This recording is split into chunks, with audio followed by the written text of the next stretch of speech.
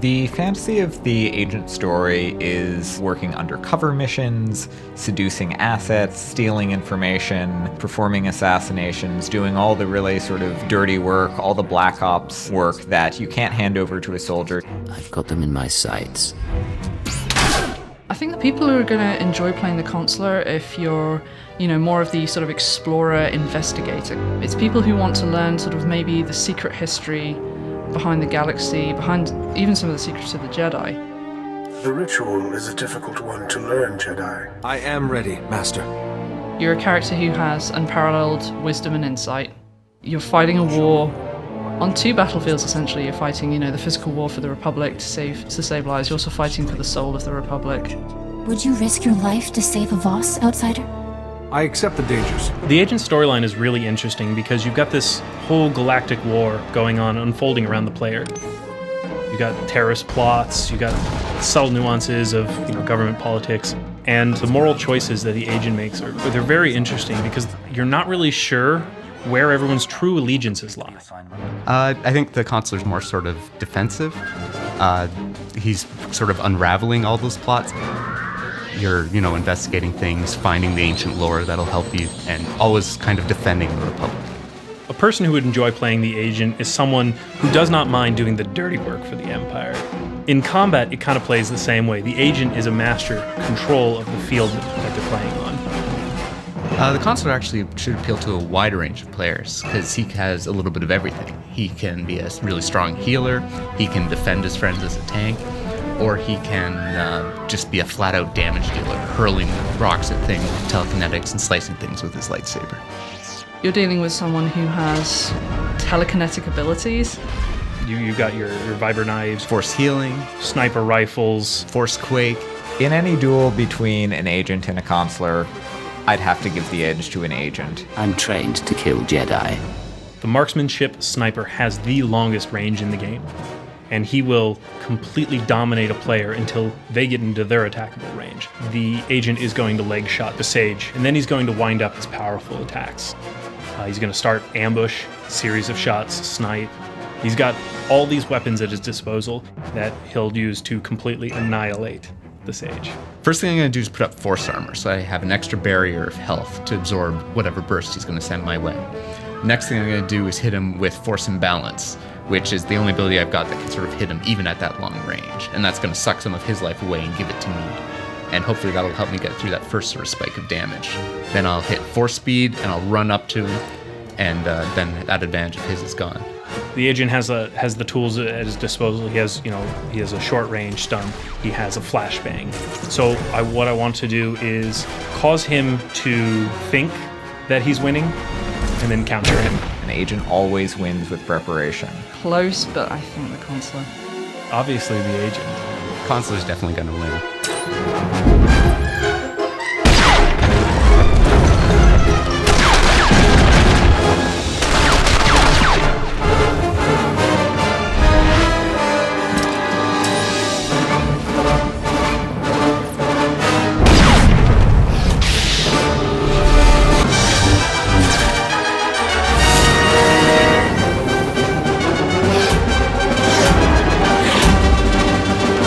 The Jedi Knight is the vanguard of the Republic's forces. We'll get those weapons back and use them to destroy the Empire once and for all.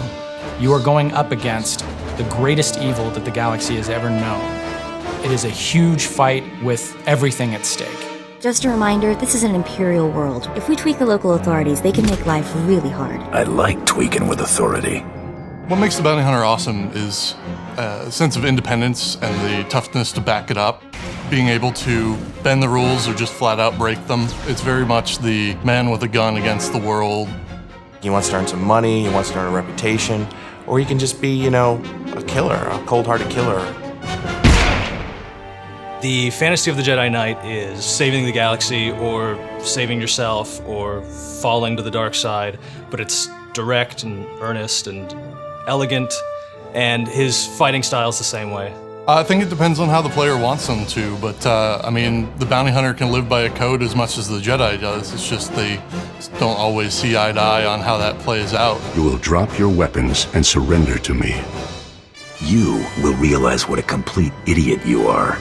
You get to be whatever kind of Jedi Knight you think is best. You don't necessarily have to follow the Jedi Code. In fact, you can violate it pretty regularly. When a Jedi is coming after you, you know exactly what to expect, but when a bounty hunter, is coming after you, you really don't, because they're more, just a mercenary wild card. The bounty hunter's attacks mainly come from tech and blasters. They've got the lightsaber, they've got the Force. Rockets, heavy armor, missiles, blaster bolt deflection, flamethrowers, jetpack. A bounty hunter player and a Jedi Knight player in a fight. That's going to be a tough one. The bounty hunter is more than a match for the Jedi Knight because when they engage in a fight, they have control of the situation. They have so many tools at their trade to keep the Jedi from ever getting their ground. The strategy, when you see that you're going up against a bounty hunter, is obviously get in as fast as you can and stay there. You're going to charge into the fight. You're going to try and keep the bounty hunter slowed down as much as you can. If I'm playing the bounty hunter in the fight, my strategy is to keep the Jedi Knight at range. I have stuns, I have screens and shields and heavy armor to absorb damage. The Jedi Knight is relentless. The way his resources work, he's always building up and cashing in what he's built up. So instead of watching a pool slowly decay over time, it's just nonstop. As long as you can stay up close and personal, you're always able to dish out that damage, and you're really just an unstoppable wrecking ball. The Jedi Knight's gonna win, hands down. The bounty hunter's got this. It's gonna be the Jedi Knight. Bounty hunter's gonna win. Trust me.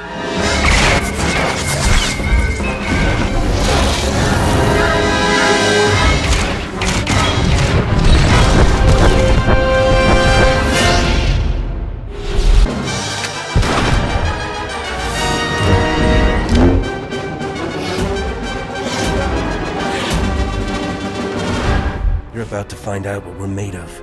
You're made of bones that break and blood that spills. The warrior fantasy is the Darth Vader fantasy. You step into the boots of one of the most iconic villains of all time. Over the course of your class story, you become one of the most respected, feared, and powerful Sith in the Empire. I feel an overwhelming need for bloodshed. In particular, it's going to appeal to people who want to charge in, take control, have fun, be right in the middle of all the action, who want to lead armies and really crush their enemies under their boots. Nice to meet you. I'm the fastest blaster in the galaxy. The fantasy of the Smuggler class story is that you play by your own rules. For players who like humor, romance, swashbuckling adventure, and the craziest collection of bad guys to fight in the galaxy, the Smuggler's where it's at. If I get killed, I'm gonna be so mad. The Smuggler is an outlaw with a heart of gold. More like a heart of credits, actually. I think the people that will enjoy playing the Smuggler the most are people who enjoy a more tactical kind of gameplay. The Smuggler is going to take a more patient approach to combat. The warrior tends to have a lot of melee abilities. The focus is really on getting on top of somebody and using all of your melee attacks to inflict the maximum amount of damage possible in the shortest amount of time. Some classes hide behind, blasters or fight from a distance with the Force, but the Sith warrior takes charge with lightsaber and the dark side of the Force, wielding both at the same time to really charge into the middle of the fray and, carve enemies apart.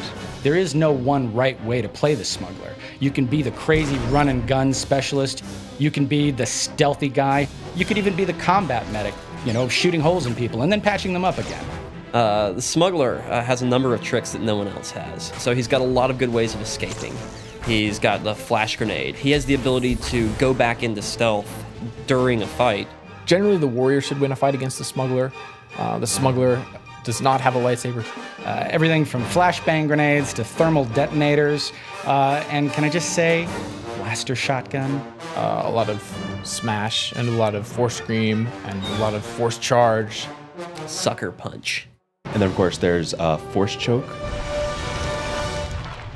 So my strategy in that fight is to obviously come at the fight from stealth, come in quietly from behind, and start with the shoot first ability, because the Smuggler always shoots first. The warrior wants to be as mobile as possible. They want to try to stay in range, so the abilities that they want to use are more the charge sort of abilities and the movement speed reductions and stuns. After that, your next mission is to not get hit. He has a defensive screen that he can use to put up a extra layer of shield. Should sucker punch him a few times for good measure too. As soon as you see them using something, you need to counter it with like your choke or try to push them and then charge again, and try and keep them from playing the sort of game smugglers tend to play. The warrior's going to win every time, hands down. Smuggler's going to win. I think the warrior will tend to win a fight against the smuggler. The smuggler's got the tools, the talent, and the outfit.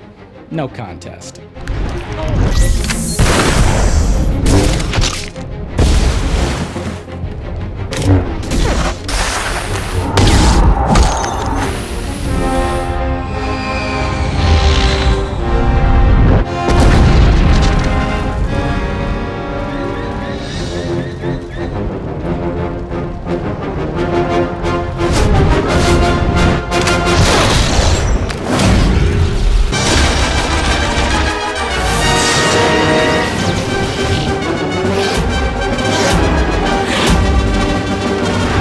Protecting the Republic from its enemies is our duty.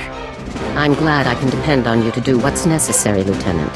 I think the fantasy of the Trooper is about being yourself, only something more. You're a highly trained, elite fighting machine, unstoppable.